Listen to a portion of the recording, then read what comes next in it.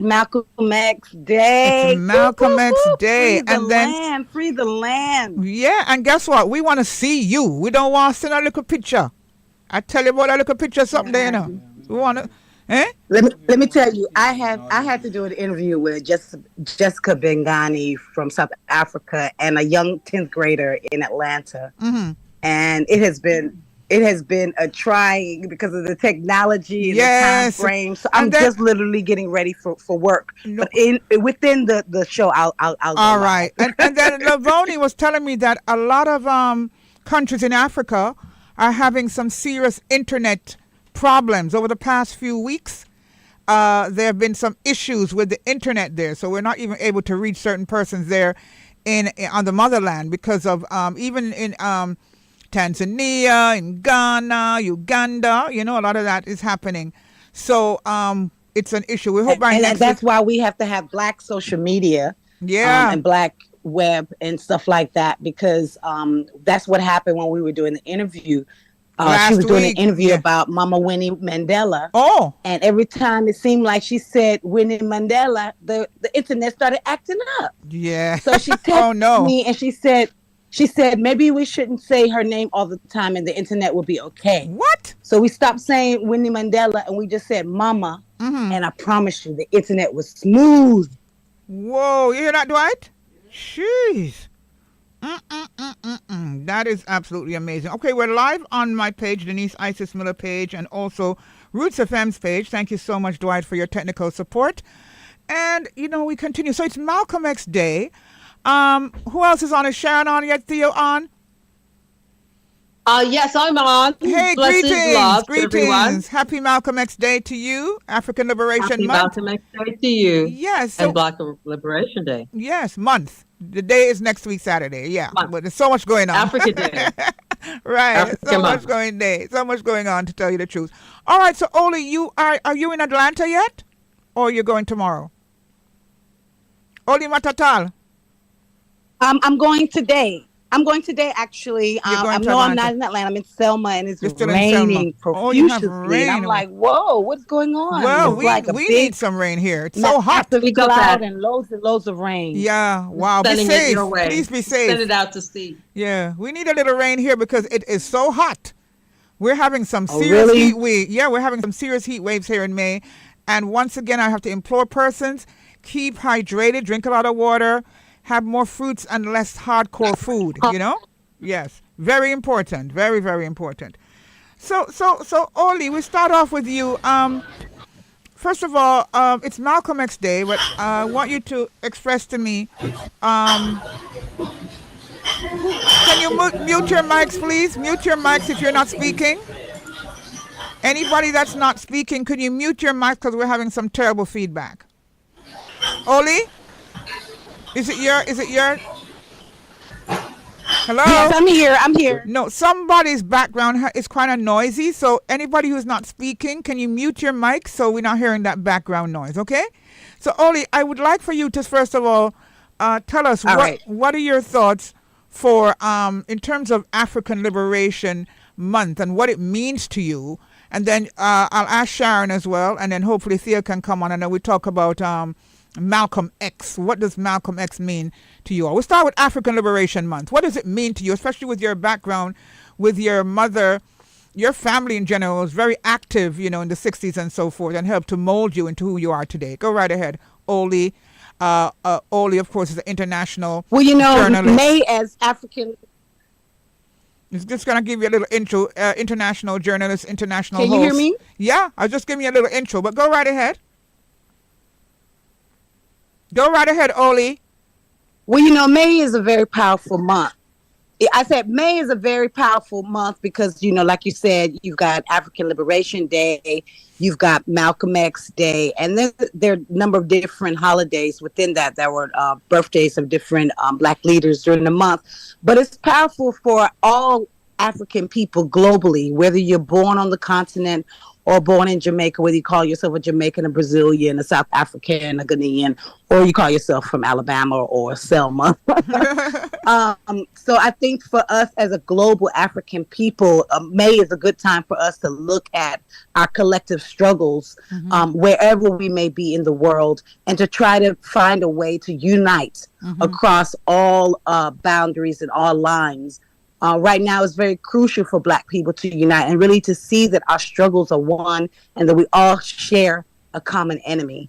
And as the world is freeing, crying to free Palestine, we have to always remember not to forget about the African nations that have been oppressed and have been going through genocide for many, many, many, many years since slavery and colonization. We've been going through it, and so we cannot forget about what's going on in Sudan. We can't forget about what's going on in Congo.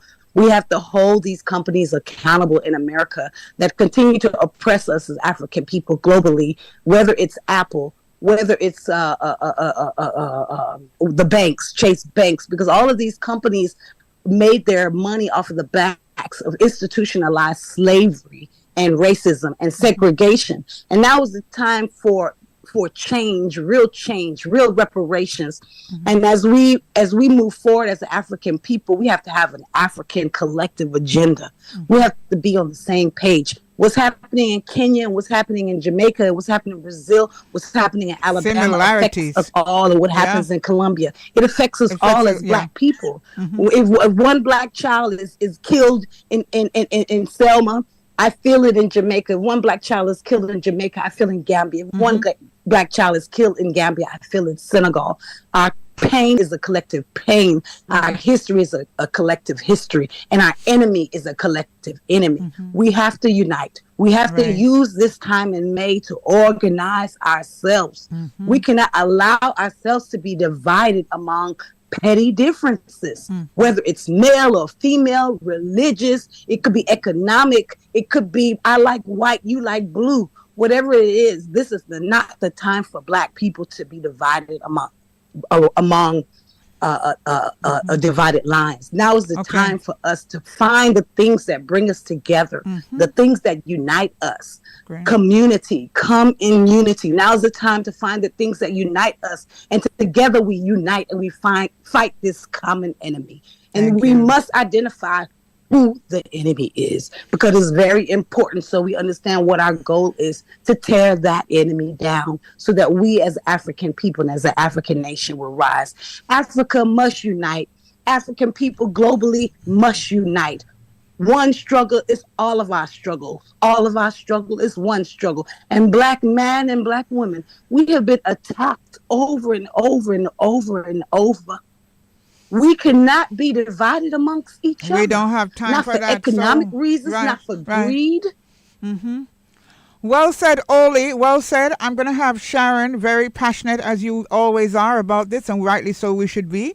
We have my co-host Sharon Chambers, who we want to hear, in terms of African Liberation Month, what does it mean to you? And also, later on in the program, we'll find out what are we going to do about it? We celebrate, we say this every year. We talk about African Liberation Day, African Liberation March. We do all kinds of things, but then what are we implementing? Go ahead, Sharon. Hello? Hello? Unmute. Blessed love we to weren't all hearing you. for listening. It's interesting to follow my queen daughter, Oli, because she's covered every sphere of our liberation and our experience. The Black experience has been a mottled one. And we've contributed so much to the world, and the world could not exist without us. And the world, of course, began with us in the Nile Valley. The greatness that we are has been hidden in books. And those words and books that have been revealed show just a glimmer of who and what we are. Lately on the internet, we've been seeing questionable videos and commentaries about being Black, and we need to revisit who is Black, what does it mean to be Black, what does it mean to be an African. There's no such thing as Black, white, or any of these colors. We are one race. We're African. Without us and the African woman, there would be no race.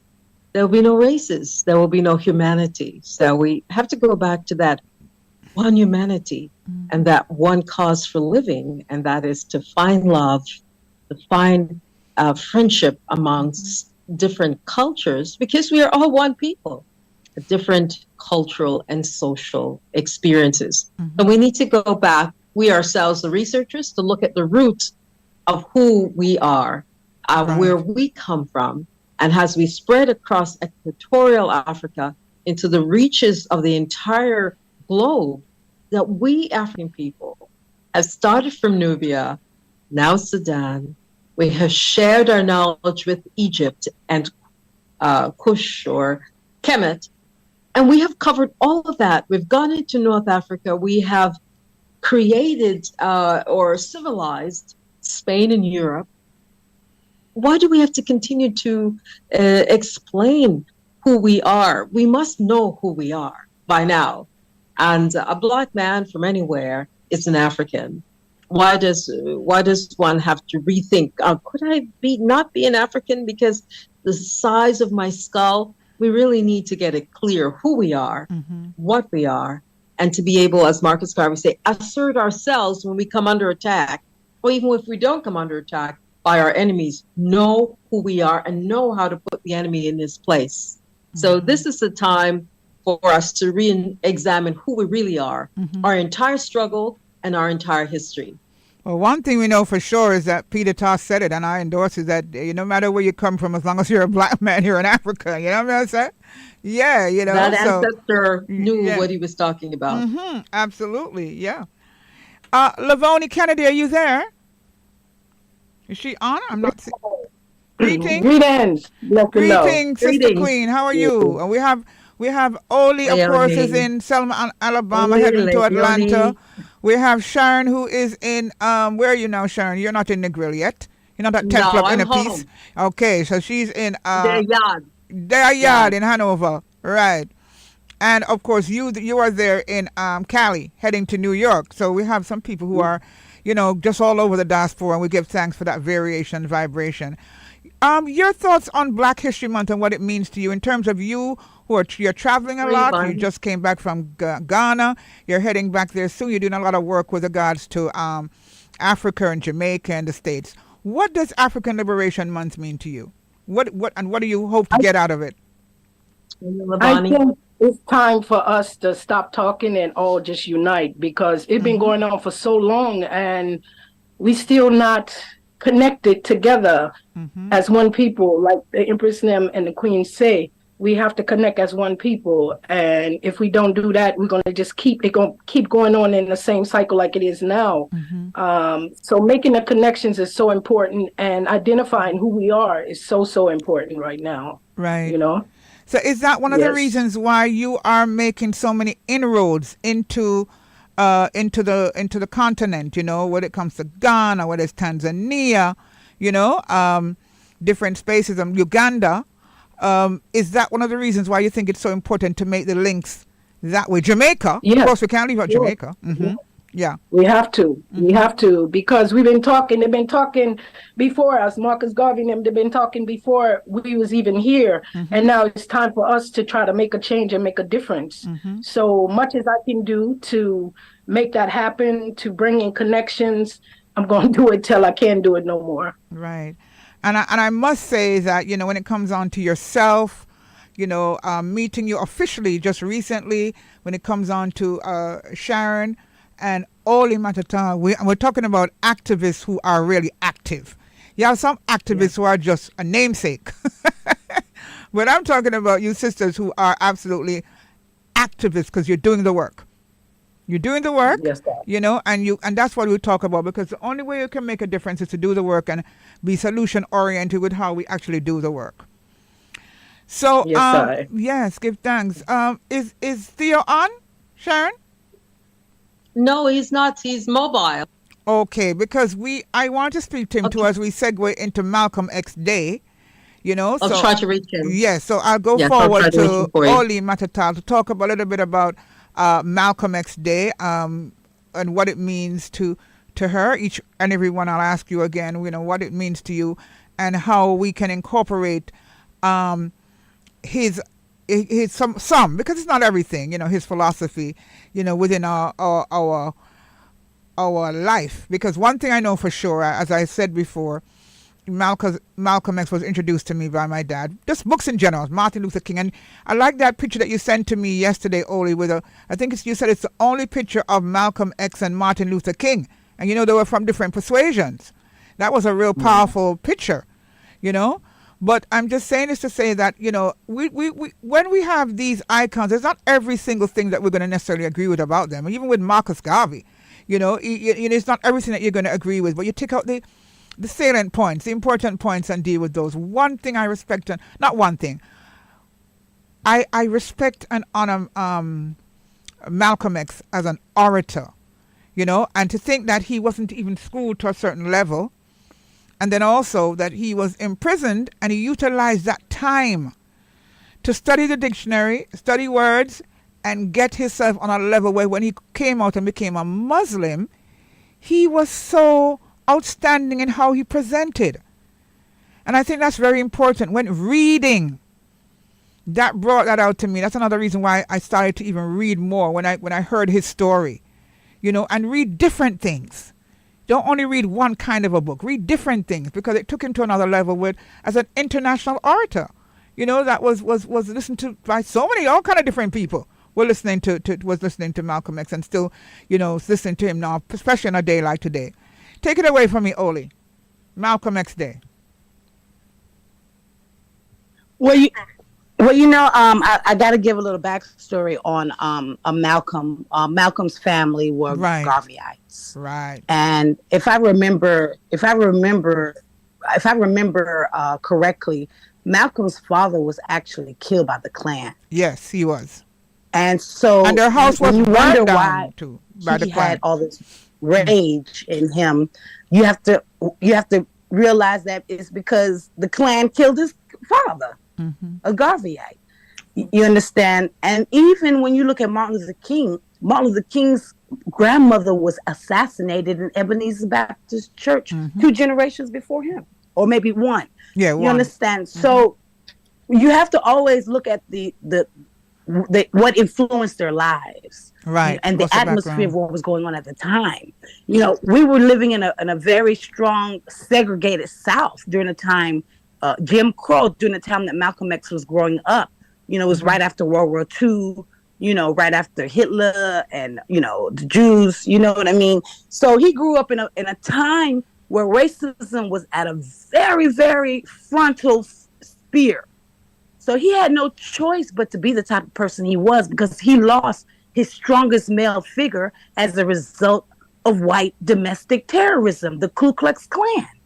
You understand? Who have continued to hurt and destroy Black communities in America for generations. A lot of our generational wealth has been killed and murdered because of white domestic terrorist racists, the Ku Klux Klan and their mother organizations and their female organizations, especially in the South. So when you see him going to Detroit, he even had a white girlfriend, if y'all didn't know. He was a drug dealer, he was pushing, pimping. He used to cream his hair, remember? He used to cream his hair, all kind of things, yeah. He was what you would call today a thug. He was a thug. He was what you call today a thug. Yes, he was. He was a straight up thug. You understand? And he ended up in jail. I think he ended up really in prison because of the white girl. They were like, we're going to show you a lesson. You think you slick head brown boy going to be running around the place with our white girl? Yeah, we're going to show you. So that's really why they put him in. But when he went inside, he ended up meeting Elijah Muhammad. Because if we know anything about the Nation of Islam, they're everywhere. One of the things the Nation of Islam has been very good at is going into prisons, volatile, desolate, areas, poor Black communities, working with drug addicts, working with folks who are just hopeless, and bringing it back to themselves. So the prisons is one of the areas where you have a lot of religious organizations and philosophies in there, doing a lot of things. As a matter of fact, I went into the prisons with the Rasta community to start speaking to them a long time ago in my high school years. That's how I even met Matul Shakur for the first time. So when he got influenced by, he wrote, as I think Minister Elijah wrote to him, or he wrote to Elijah. I'm not sure exactly how it went. I think he wrote to and him. In that, he wrote to Elijah Muhammad. Yeah. Mm-hmm. Yeah. In that, they developed a relationship, a very strong fatherhood, fatherhood and sonhood. And through that, also Malcolm X, he only had an 8th grade education. Oh yeah. So while he was in jail, he started to read the dictionary, and he read the dictionary. He from read page every to page, single thing that he could, from cover to cover, and he read everything that he could get his hands on to help build his vocabulary, to help build him, and he started to study. You understand? By the time he came out of prison, he became one of the minister's right-hand man. You understand? But there was a little competition in the ministry about who wanted to be the next leader after Elijah Muhammad, and that's where you will see a little bit of the little back and forth with him, between him and Minister Louis Farrakhan at that time, and some of the others like Wallace D. Muhammad, etc. It was around that time that he went to Mecca. Though, the real reason why. Now, just saying, is it around that time that he? Is that when he entered? Now, saying it was around that time in that little space there was when he went to Mecca. How soon after did that happen? Yes. So around that time, after he left the Nation of Islam, after he had the little rift with Minister Elijah Muhammad, and the real reason why he had the rift with Minister Elijah Muhammad, because there was a rumor going around that Minister Elijah Muhammad had been either he wived them or he impregnated them. I don't know, but in Islam, rumor, but it's alleged. It's alleged, as you say. The but rumors, he had wives that were underage. That were underage. I think it was like 17, and the one that he had was the one that Malcolm liked. That's what I was told. Always and so that's really the rift. So, always a real woman, you see. So really, that was the rift that really between caused a Minister lot of Elijah Muhammad and dissension. And right. And so eventually even him and Muhammad Ali ended up having major words. They were the best of friends, and in the end, they weren't even talking like that, to the point where to this day, if you listen to some of Muhammad Ali's last interviews, he would talk about how he regretted the way he treated Malcolm X during that time when Malcolm was going through his problems with Minister Elijah Muhammad. Because everybody turned a blind eye to what Minister Elijah Muhammad was doing, whether it was true or not. That's why we say allegedly. So then it was during that time that he came to Africa, and he went to took the Hajj. And when he took the Hajj and he came to Mecca and he saw what was going on in Mecca, he didn't say, because a lot of people say that when he took the Hajj, he said, "Oh, the white man is not the devil." He never, ever in his career ever said the white man is not the devil. He always said the white man was the devil. What he said was, through Islam, he saw the white man could be changed. Okay. And he saw a camaraderie. But when I talked to my godfather, Khalid Muhammad, because I don't know if a lot of you know, but Khalid Muhammad is one of my godfathers, and I helped organize the Million Youth March. And I was at the Million Man March, I was at the Million Youth March, and I was at the Million Woman March. And so I remember it when we were talking about just certain things. Khalid talked to me how his experience when he went to take the Hajj, because he was a dark-skinned African, his experience with the Arabs were a lot different, because the Arabs can be very racist, especially to dark-skinned continental Africans, especially if they don't know offhand that you are American. And so I think that Baba Malcolm had a different experience because he was lighter skinned with the Arabs. All right, hold it a minute there, Oli. It is now 26 minutes after the hour of 11 o'clock. We're in tune to Roots FM 96.1 on the FM band. This is the Conscious Reggae Party Hour, and of course, we are talking about African Liberation Month, and in particular today, Malcolm X Day, and there are celebrations all over the states, and we posted one that's taking place in Atlanta, Georgia. But I don't know if is Thea on yet. Sharon, is Thea there? No. Okay. Are you? No, I'm so sorry. He's not available. Okay. Yet. Yes, as yet, because I know, as we said, we wanted to speak to him. What inspired him to actually, what was his thought pattern to actually name his son You know, he must have been influenced a lot by, of course, Malcolm X, and to name his son. And also, he himself became a Muslim for a short while. Mm-hmm. Yes. So it would be great to speak with him. I hope he becomes available. All right. So your experiences as we move along, Sharon, in terms of how Malcolm X has influenced you. What would you take away from Malcolm X in terms of, you know, how you're implementing your activism now? To continue to speak out about the Black cause, and particularly now the continental connection between, you know, Africa and the diaspora. It is time for unity. Sharon, can you come up on video? Yes. Yes, please. It looks so nice when I see you queens. Yes. Yes. Thank you. Beautiful. Go right ahead. And what I realized when I worked with the State of the African Diaspora in the tourism ministry, that I asked them to institute, after 2 years of membership, a Hajj, an experience where each member would go on Hajj to Africa from the diaspora. And that would be. Before we go any further, can you, a lot of people are wondering, what is a Hajj? Can you just give them a short definition as to what it is?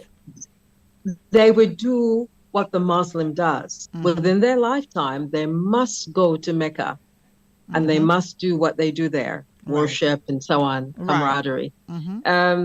It's ingrained in the relationship of being a Muslim with you and Allah. So I introduced that to the State of the African Diaspora. Right. And then, of course, shortly after that, I left. But I was asking them to name it Uhuru Najia, not Uhuru Safir. Uhuru Safir is like a safari. Najia would be a travel tour. It would be purposeful because it would be a freedom tour. Right. Because of what Malcolm X stood for and the fact that he did take his Hajj. I believe that all Africans must take a Hajj. And what we did with Olimata Tal, yourself and me in 2015, 2016, when we went to Africa, was for us our Hajj, to step foot on the continent in Gambia and to really see what it feels like to be transformed, to, you know, become part of the Futampaf, you know, in that village of Kanalai. How we were transformed, becoming engaged with village people, watching and witnessing men with knives trying to cut themselves and not ever being cut. The magic and the power that exists on our continent in Gambia. It was so important for us to see and experience that. And for me, there was some transformation. So indeed, as Malcolm has taken his Hajj, it's important for us to do so and to engage other communities to do that, you know, to make sure that our people are experiencing that and becoming transformed spiritually. Yes. I want to add to that. Hold on a second. Hold on a second. Let's go to Lavoni because she hasn't made her comment on Malcolm X and how he influenced her, and if at all, you know, it's Malcolm X Day. Go right ahead, Lavoni.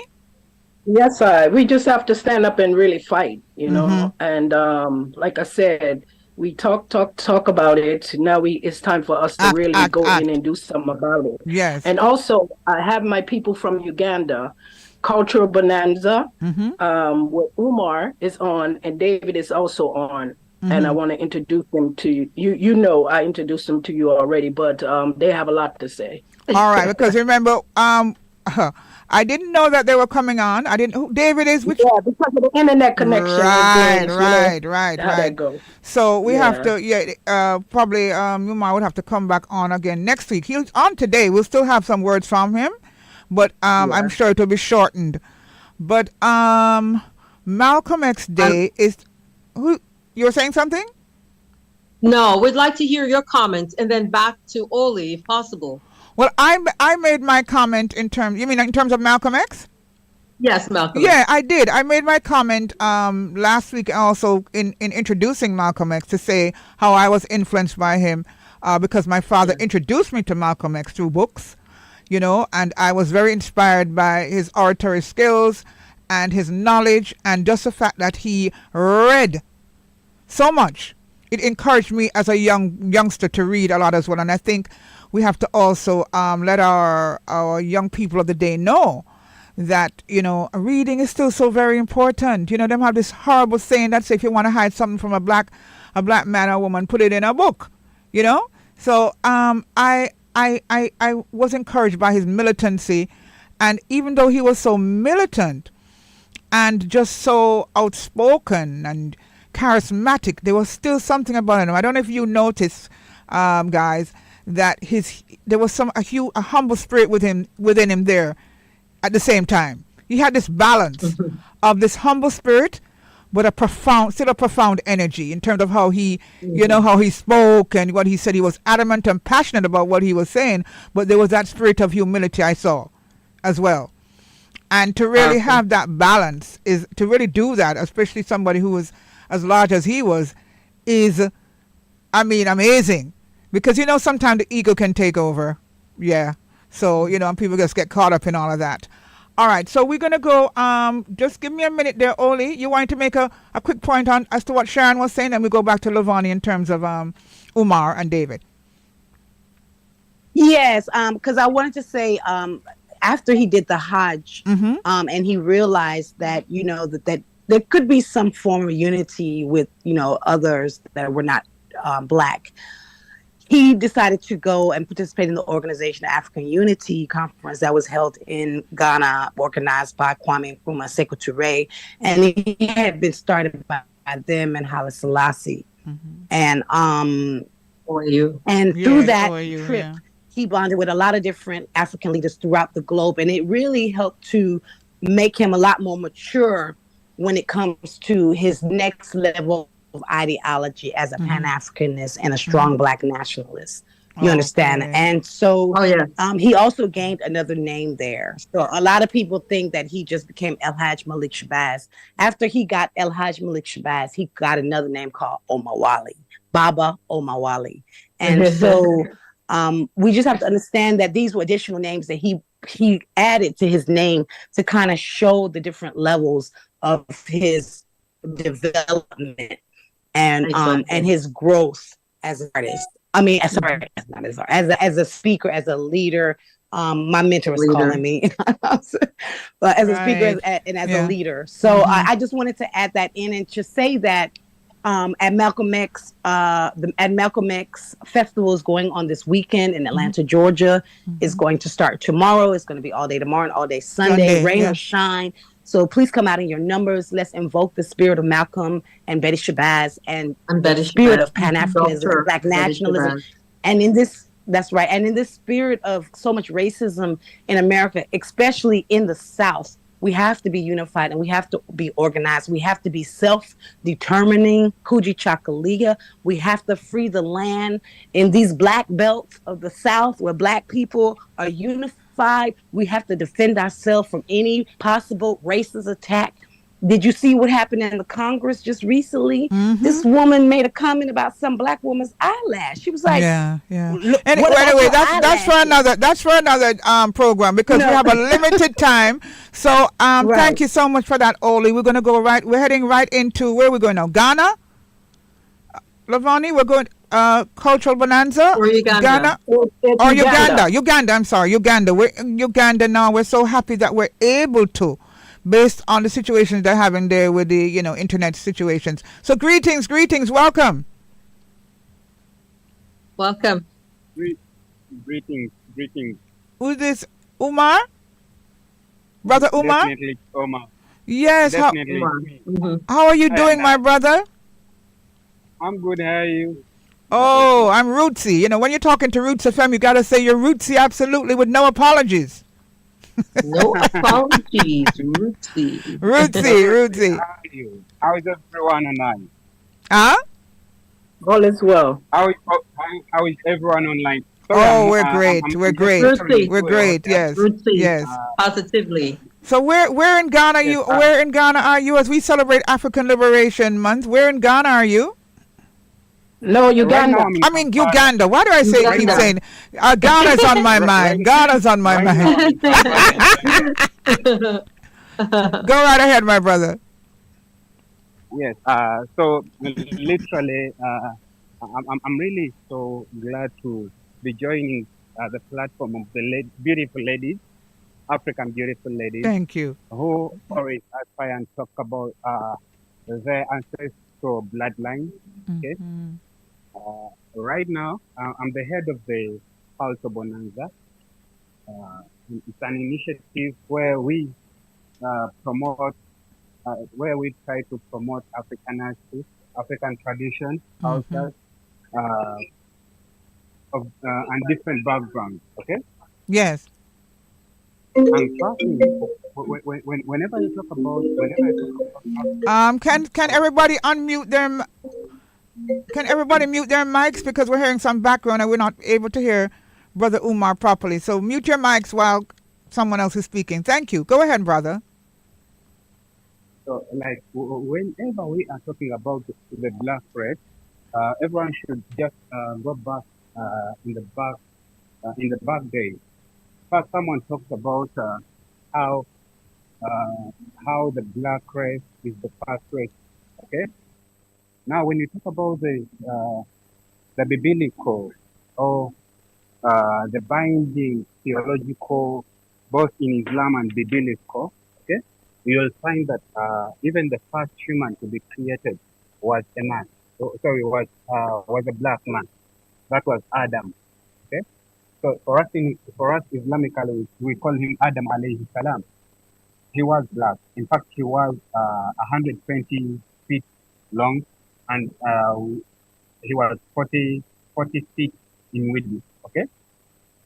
When you talk about the wisest man to ever live, that is Solomon. For us, we call him King Sulaiman. He was also black.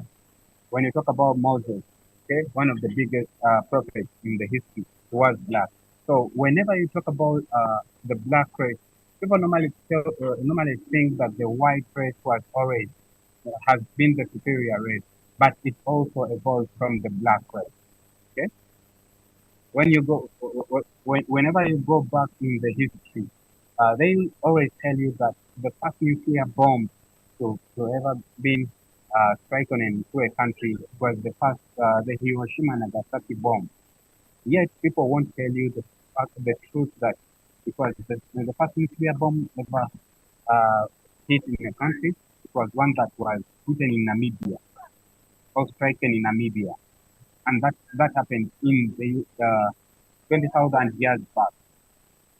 Okay, when you talk about Buddha, okay, at the end of the day, you will find out that Buddha himself was a black. I don't know if you're getting me.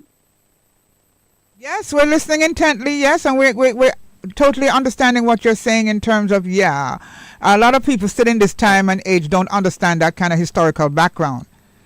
So especially for Black History Month, we want to make sure it's clear.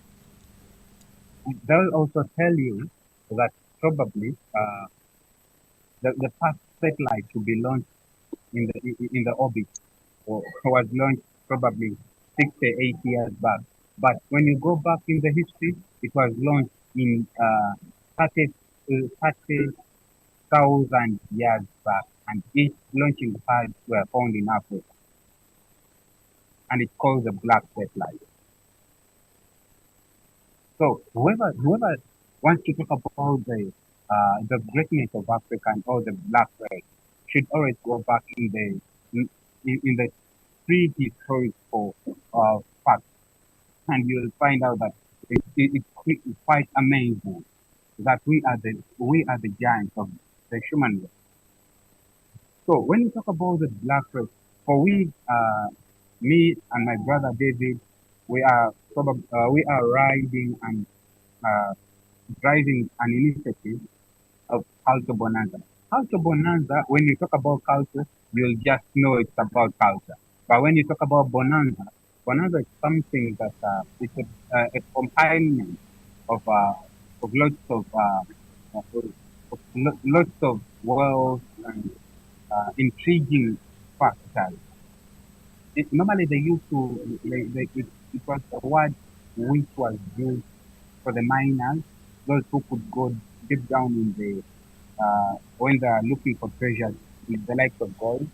So one who could probably get a jukebox which contains probably diamonds, gold, titanium, and others. Okay, at the end of the day, would uh, they would call that a bonanza. So culture bonanza is where we would put different clusters, different cultures, and where we invite different kings of different countries in Africa, Europe, Asia, and other continents. So you mentioned, so you also mentioned, so it's part under diaspora, because that's why you're including Jamaica as well, right? The diaspora to make sure that they're a part of it. Yes, definitely.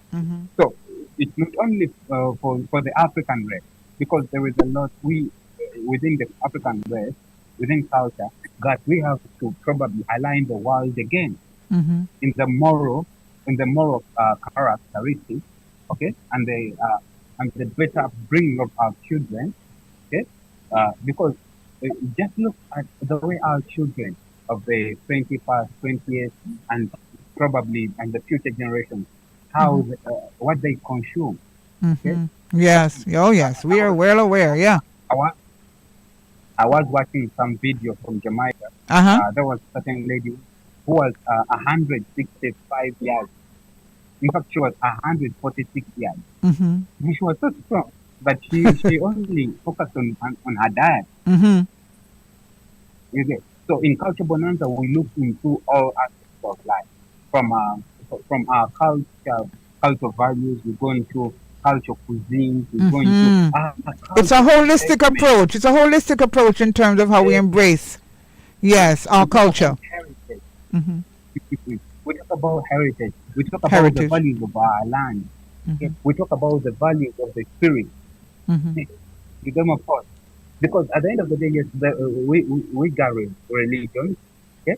But at the end of the day, on one way or the other, you still have there are things that will always protect you when you don't know shit about it. And our kids don't want to know this, because they've been brainwashed into thinking that our culture is devilish. Yet those who want to spread the so-called gospel are the ones who are engaged into Illuminati and other stuff. I want to find out if any of my hosts have any statements or questions about what you're saying, including Sharna Oli Matata.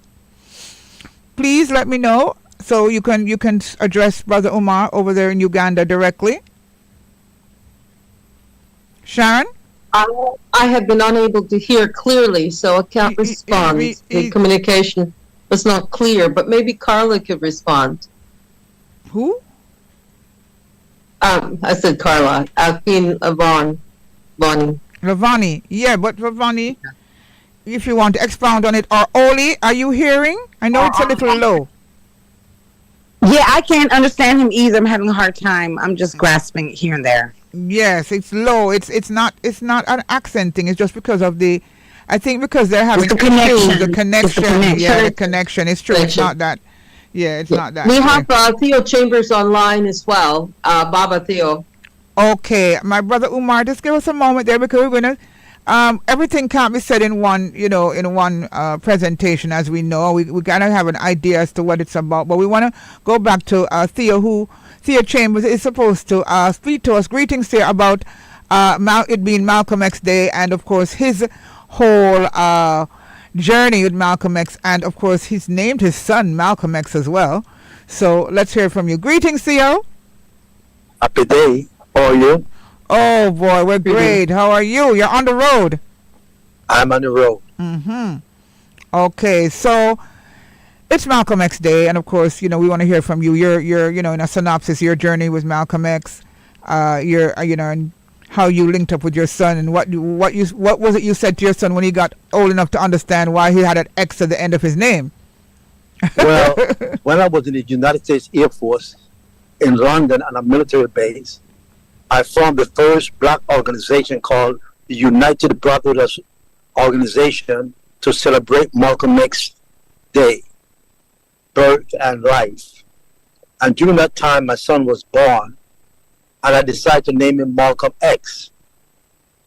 But I wanted to be very clear that there was two Malcolm X, and I named my son after Malcolm X number 2. There was a Malcolm X before Mecca, and there was a Malcolm X after Mecca, with total different ideology, philosophy, and so forth. Exactly. And if the world don't understand, Malcolm X died and got killed because of religious differences, not because of racial differences and so forth. It's a religious vendetta against Malcolm X. Malcolm X realized finally that he did have white and British and Indian brothers, and he was able to not, put all white people in the same bag or all people in the same bag. So he came back home with a different belief and ideology. He challenged his own teacher and so forth, which ended up causing his death. So when people talk about Malcolm X, we have to be very careful about the Malcolm X we're talking about. The one before Mecca or the one after Mecca. And some majority of it was like night and day. So in a word, in one word, how would you describe, or maybe even 2 words, how would you describe Malcolm X before Mecca and the Malcolm X after Mecca that you named your son after? I would say the Malcolm X before Mecca was a student, and the Malcolm X after Mecca was the teacher. Wow, that's a great way of putting it, Theo. Yeah. Yeah, because I guess all of us would have that kind of, what can I say now? That kind of traditional journey. Even I can speak for myself in terms of Rastafari. But Rastafari rites of passage. Yes, Sharon, thanks for that. In terms of, when we were just coming to Rastafari, we were just so militant, and there's nothing wrong with being militant, but the way we came across was like, whoa, fire for this, fire for that. Everything get fire and burn down. But then, of course, afterwards, when you become a teacher, you learn it's a whole different, and you're still within that phase. It's not like, Malcolm X wasn't still within, he was still rebellious. Right, he was more of a diplomat. Yeah, there goes that word, diplomacy. And deal with issues, one-on-one, so forth, Right. And I'd like you to just say one thing about, he wanted to make this divide disappear or bring the diaspora to Africa in a very bad, serious way. And he was going to lead that way to communicate, to get rid of the barriers. And I found that part of him very fascinating. And wish he had the chance to do that. Right. He was still struggling with a vision that he had. Had he had the chance to realize that vision of bringing the diaspora to Africa and the Africa to diaspora, we wouldn't still be struggling. We would have done it. Yeah, that is so true. Yeah, and I wanted to interject for a second. I think everything that Baba Theo has said is on point. But what I want to add to that is, when he came back from Mecca and he had the experience in Africa, he definitely grew into a more solid and seasoned leader. But he still said that the white people in America were racist, but they had the ability to change and heal their racism. And one thing a white woman asked him, he said, what should I do as a white student? He said, you need to go back into your own community and teach them not to be racist. Right. Exactly. And so that's what we must do. When I look at what's going on right now on the college campuses, you have these students in the name of being Zionists. They were calling this healthy sister on one of these college campuses, animal hissing and everything at her. This was just a few days ago. So we have a strong amount of racism in our society. And I'm talking about racism where these people will taunt you in your face. They will spit on you. They will attack you. And Malcolm X always believed in self-determination and black people protecting black people. So what I say to us is, as black people, especially in the South, who are dealing with racism in its face, we have to be organized. We have to be unified. We've got to stop killing each other, and we got to learn to protect our communities.